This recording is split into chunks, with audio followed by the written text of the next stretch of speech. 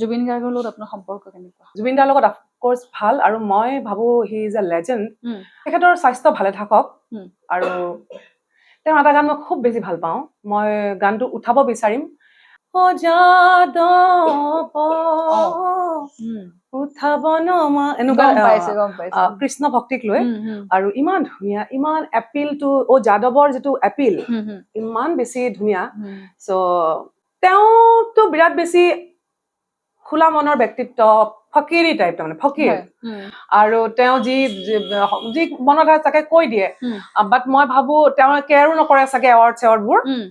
জুবিন গাৰ্গ ডাঙৰীয়া, জুবিন গাৰ্গ দাদা পদ্মশ্ৰী পাব লাগে অসমৰ ফালৰ পৰা, মই ভাবো। আৰু তেওঁ সেইবোৰ চাগে কেয়াৰো নকৰে মোৰ মতে, বাট মই ভাবো তেওঁৰ এটা যুগক এটা জেনেৰেশ্যনক বহুখিনি দি থৈছে। চ' পদ্মশ্ৰী মানে ৰাইজে, মানে তেওঁৰ ফেন ক্লাবক কম যাতে